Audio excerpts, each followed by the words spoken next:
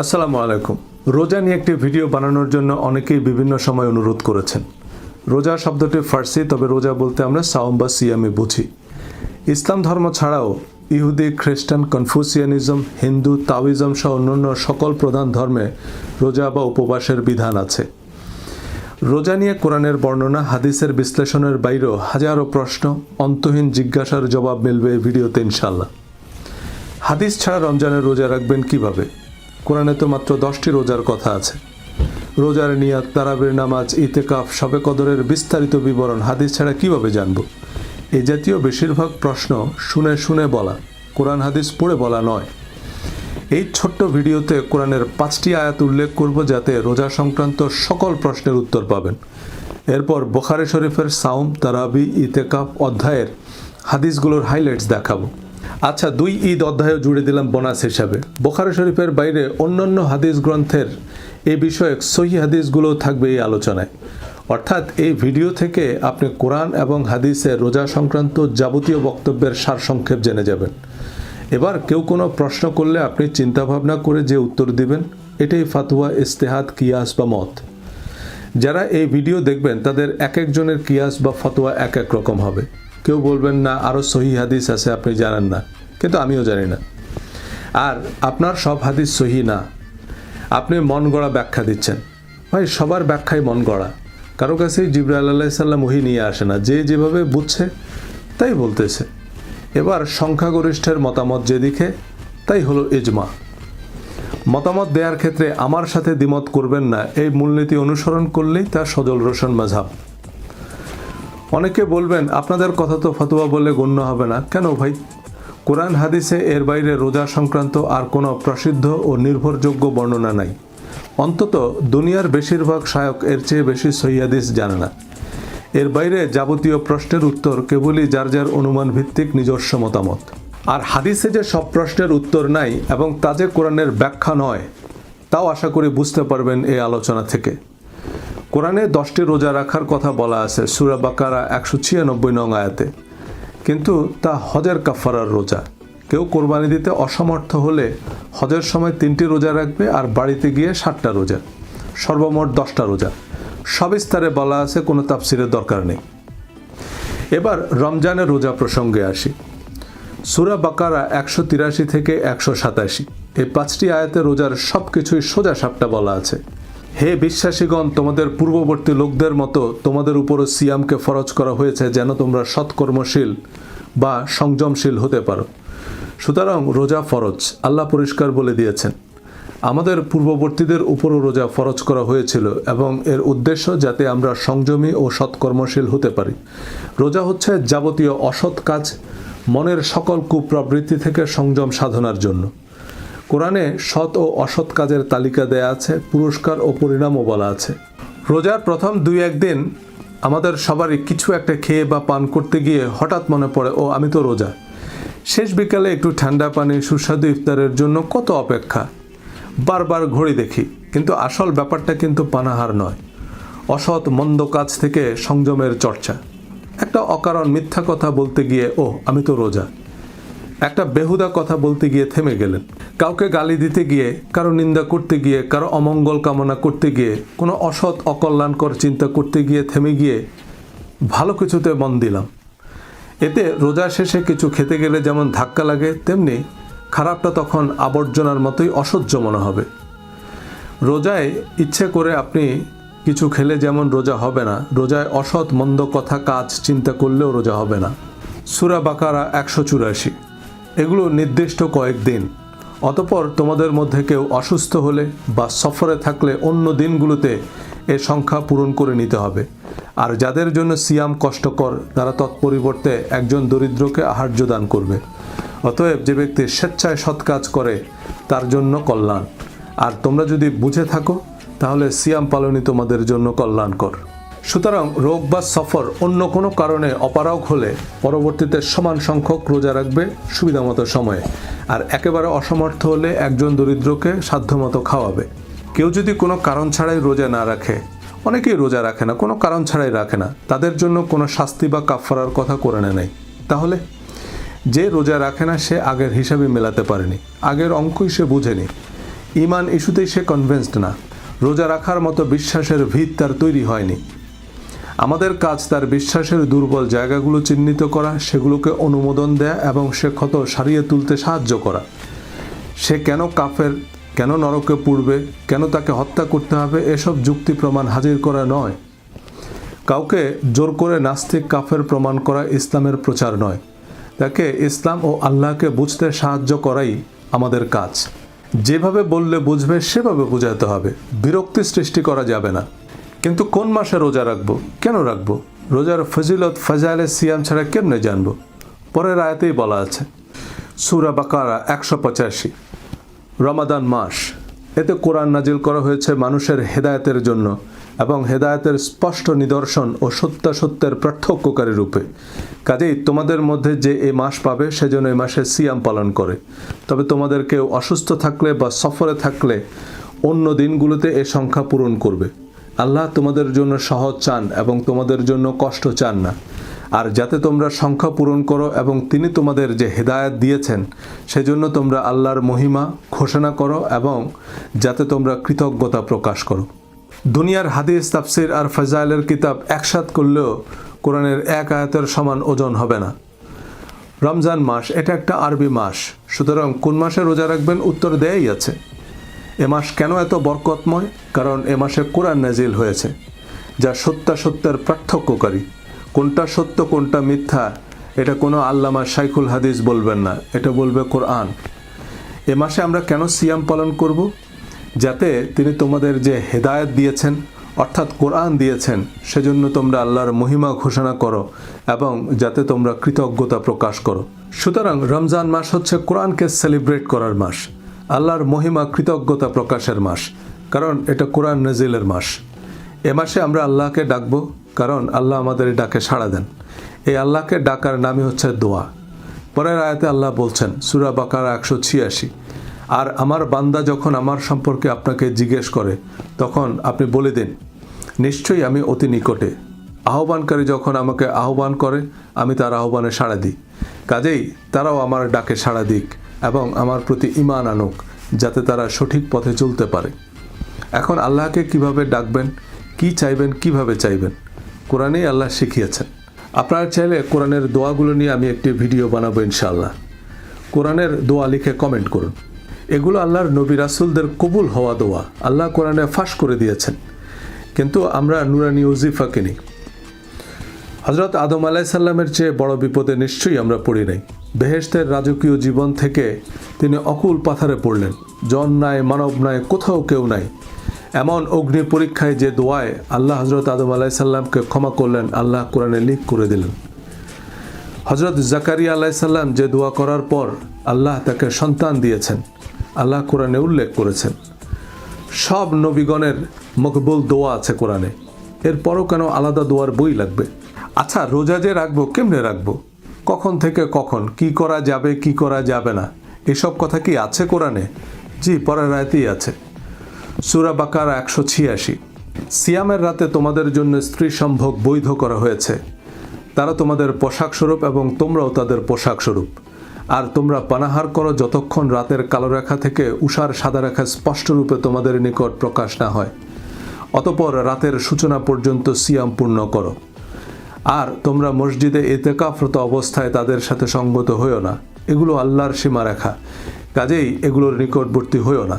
এভাবে আল্লাহ তার আয়াতসমূহ মানুষের জন্য সুস্পষ্টভাবে ব্যক্ত করেন যাতে তারা সৎকর্মশীল হতে পারে। সুতরাং রাতের বেলায় খাওয়া দাওয়া, ময় মহাব্বত সবই করতে পারবেন। কখন থেকে কখন রোজা রাখবেন তাও বলা আছে। এরপর এটাও বলেছেন, এভাবেই আল্লাহ তার আয়াতসমূহ মানুষের জন্য সুস্পষ্টভাবে ব্যক্ত করেন যাতে তারা সৎকর্মশীল হতে পারে। সুতরাং আল্লাহর দাবি তিনি প্রয়োজনীয় ও প্রযোজ্য সব কিছু সবিস্তারে বলে দিয়েছেন, কিন্তু আমাদের যে 1,99,000 প্রশ্ন, সেগুলোর উত্তর কই? রোজার নিয়ত কি কেবলামুখী হয়ে করা লাগবে? রক্ত বের হলো কি রোজা ভঙ্গ হবে? ইচ্ছা করে ভুলবশত খেয়ে ফেললে? হুজুরদের কাছে প্রশ্ন করলে তো ওনারা চিবিয়ে চিবিয়ে উত্তর একটা দেন, নিশ্চয়ই হাদিস থেকেই দেন। জি না, এগুলো স্বরচিত উত্তর বা আরেকজনের স্বরচিত উত্তর। একজনের নামের আগে শাইখুল ইসলাম, কুতুবে সোবহানি, মাহবুবে রব্বানি এবং নামের শেষে দামাত বারাকাতুহুম, হাফেজাহুল্লাহ, রাহিমাহুল্লাহ লাগিয়ে আগে ওনাকে নবী বানাবে, তারপর ওনার কথাই নবীর কথার মতো মানতে হবে।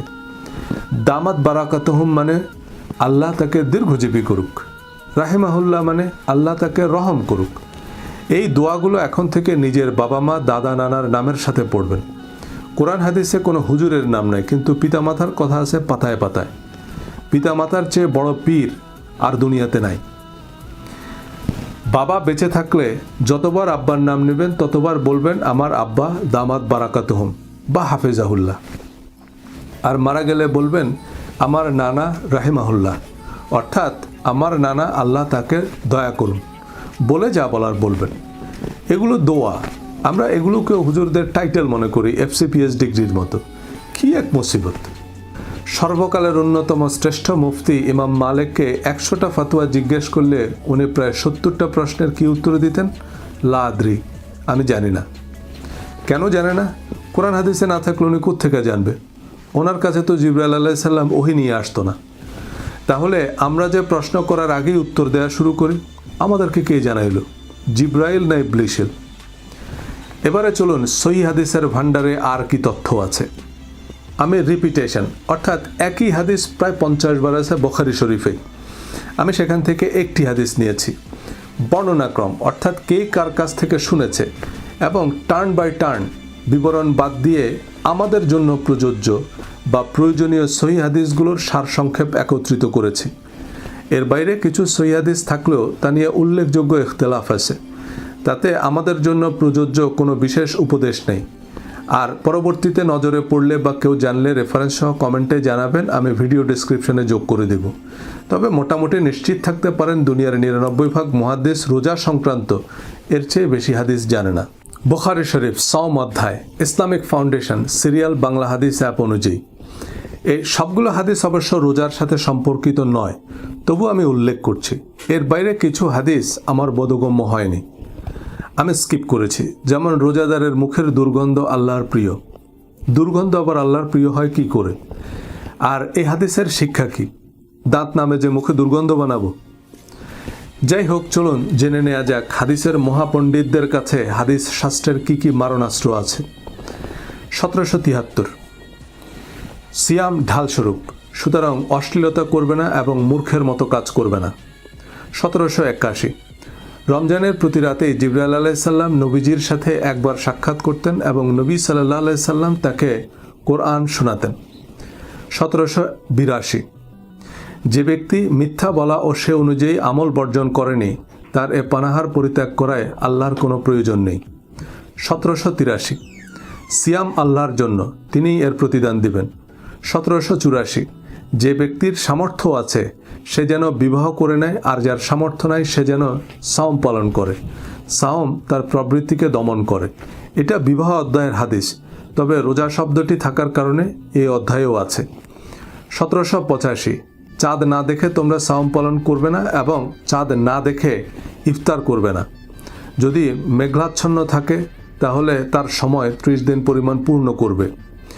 যাদের ধারণা পৃথিবীর বিভিন্ন বড় বড় শহরে সাহরি ও ইফতারের সময়সূচি বা ইফতারের বাহারি রেসিপি মনে হয় হাদিসে আছে, এই আছে হাদিসে।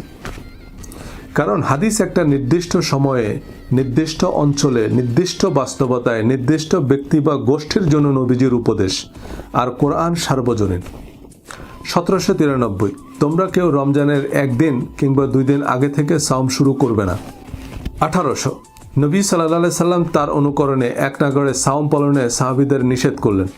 আমি তো তোমাদের মতো নই, আমাকে খাওয়ানো হয়, পানও করানো হয়। এটা রমজানের বাইরে টানা রোজা রাখার কথা বলা হয়েছে। 1801 তোমরা সাহারি খাও, কেননা সাহারিতে বরকত আছে। 1812 এটা খুব ইন্টারেস্টিং একটা হাদিস। এক লোক রোজা অবস্থায় স্ত্রীকে মহব্বত করতে গিয়ে রোজায় ভেঙে ফেলছে। রাসূল সাল্লাল্লাহু আলাইহি সাল্লাম বললেন, একটা কৃতদাস আজাদ করতে পারবে? সে বলল না। তিনি বললেন, এক নাগাড়ে 2 মাস সাওম পালন করতে পারবে? সে বলল না। এরপর তিনি বললেন, 60 জন মিসকিনকে খাওয়াতে পারবে কি? সে বলল না। নবীজি সাল্লাল্লাহু আলাইহি সাল্লাম তাকে এক ঝুড়ি খেজুর দিয়ে বললেন, এগুলো গরিবদের মধ্যে দান করে দাও। ওই লোক বলল, আমার থেকে গরিব এই শহরে আর কেউ নাই। নবীজি সাল্লাল্লাহু আলাইহি সাল্লাম হেসে দিয়ে বললেন, আচ্ছা ঠিক আছে, যাও তুমিই খাও, তোমার পরিবারকেও খাওয়াও। তার মানে আপনার সামর্থ্য অনুযায়ী যতটুকু পারেন ততটুকু করবেন। 1822 সফরে সাওম পালনে কোনো নেকি নাই। 1828 সাওম এর কাজা জিম্মায় রেখে যদি কোনো ব্যক্তি মারা যায় তাহলে তার অভিভাবক তার পক্ষ থেকে সাওম আদায় করবে। 1833 লোকেরা যতদিন যাবৎ সময় হওয়া মাত্র ইফতার করবে ততদিন তারা কল্যাণের উপর থাকবে। 1867 নবীজি সাল্লাল্লাহু আলাইহি সাল্লাম 2 ঈদের দিনে সাওম পালন করতে নিষেধ করেছেন। 1879 আশুরের দিনকে ইহুদিগণ ঈদ মনে করত এবং সাওম পালন করত। নবীজি সাল্লাল্লাহু আলাইহি সাল্লাম বললেন, তোমরাও এদিনে সাওম পালন করো। লাইলাতুল কদরের তারিখ নবীজি সাল্লাল্লাহু আলাইহি সাল্লামকে স্বপ্নযোগে জানিয়েছিল, কিন্তু তিনি তা ভুলে গিয়েছেন এবং বিজোড় রাতে খোঁজ করতে বললেন। এমন হাদিস অন্যান্য অধ্যায়ে মিলিয়ে 20-25 বার আছে বুখারী শরীফেই। হাদিসের নম্বর আমিও ভুলে গিয়েছি। এই হচ্ছে বুখারী শরীফের সাওম অধ্যায়ের হাদিস। এবারে বুখারী শরীফের বাইরে মুসলিম শরীফ থেকে মুসান্নাফে আব্দুর রাজ্জাক পর্যন্ত রমজানের রোজা সংক্রান্ত আর যত সহিহ হাদিস আছে তার সারসংক্ষেপ বলি। ইমাম বুখারী অবশ্যই এই হাদিসগুলো সহিহ মনে করেননি। মিশকাত সিরিয়াল নম্বর বাংলা হাদিস অ্যাপ অনুযায়ী আমাদের ও আহলে কিতাবদের মধ্যে পার্থক্য হলো সাহারির, মানে তারা সাহারি খায় না। 1987 যে ব্যক্তি ফজরের আগে সাওমের নিয়ত করবে না তার সাওম হবে না। তিরমিজি, আবু দাউদ, নাসাই, দারেমি। 1888 তোমাদের কেউ ফজরের আজান শুনতে পেলে সে যেন হাতের বাসন রেখে না দেয়, বরং নিজের প্রয়োজন সেরে নেয়। আবু দাউদ। 2007 অনিচ্ছায় বমি হলে তার রোজা কাজা করতে হবে না। তিরমিজি, আবু দাউদ, ইবনে মাজাহ, দারেমি। 2012 যে সিঙ্গা লাগায় ও যে সিঙ্গা দেয় উভয়ই নিজেদের সাওম ভেঙে ফেলেছে। আবু দাউদ, ইবনে মাজাহ ও দারেমি। এই হাদিস শোনার আগ পর্যন্ত কিন্তু সিঙ্গা লাগাইলেও আপনার রোজা ভাঙতো না, এখন ভাঙবে। এভাবে যত প্রশ্ন করবেন তত বনি ইসরায়েলের গরুর মতো জিনিসটা কঠিন হবে। 2032 ঋতুবতী মহিলাদের সাওম কাজা করতে হয়, সালাত কাজা করতে হয় না।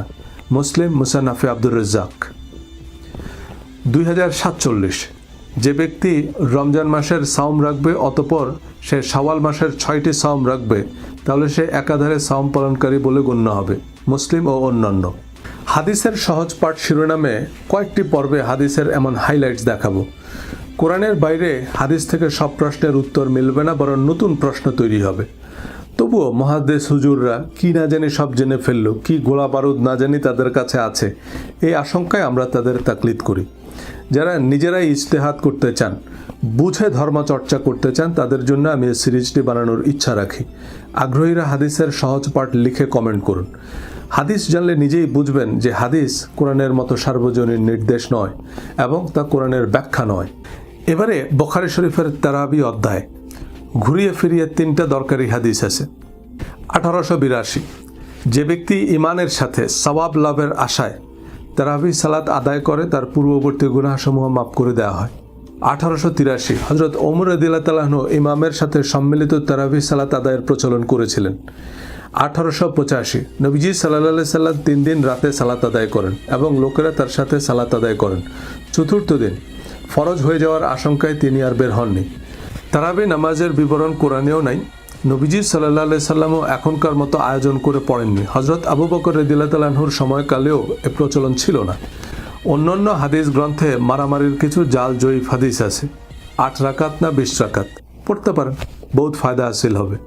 এবারে বুখারী শরীফের ইতিকাফ অধ্যায়। 1899 রাসূলুল্লাহ সাল্লাল্লাহু আলাইহি সাল্লাম রমজানের শেষ দশক ইতিকাফ করতেন। 1902 নবীজি সাল্লাল্লাহু আলাইহি সাল্লাম যখন ইতিকাফে থাকতেন তখন প্রাকৃতিক প্রয়োজন ছাড়া ঘরে প্রবেশ করতেন না। 1904 ওমর রাদিয়াল্লাহু তাআলা আনহু জাহেলিয়ার যুগে মসজিদে হারামে 1 রাত ইতিকাফ করার মানত করেছিলেন। নবীজি সাল্লাল্লাহু আলাইহি সাল্লাম বললেন, তোমার মানত পুরা করো। তার মানে জাহেলি যুগেও লোকেরা ইতিকাফ করত।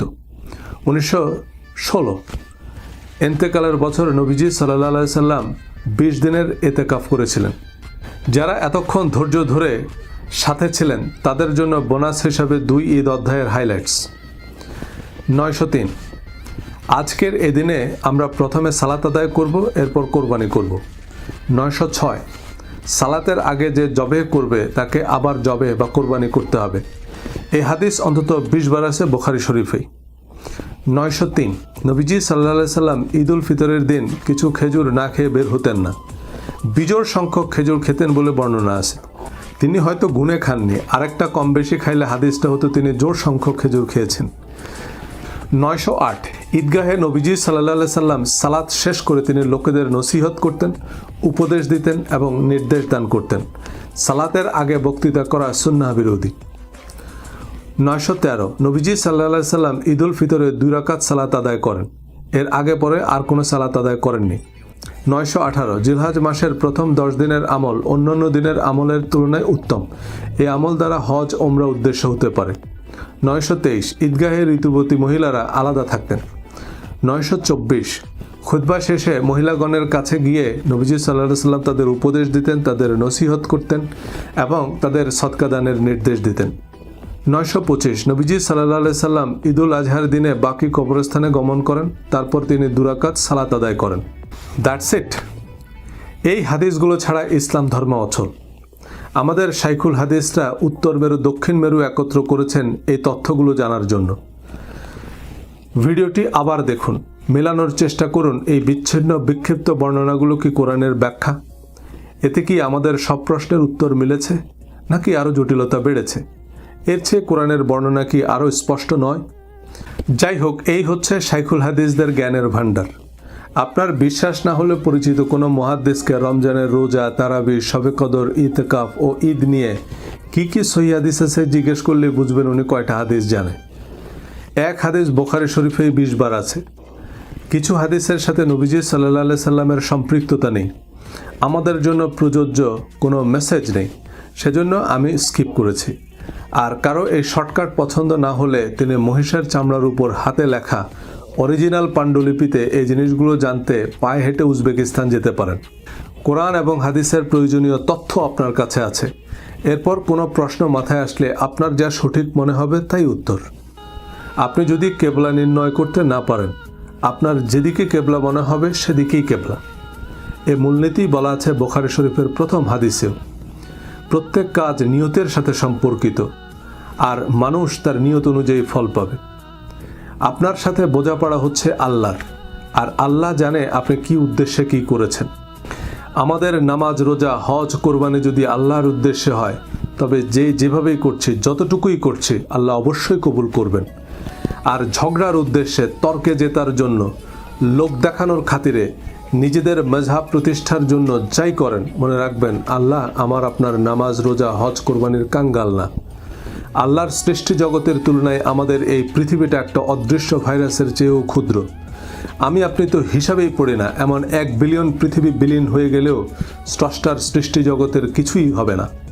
ধন্যবাদ।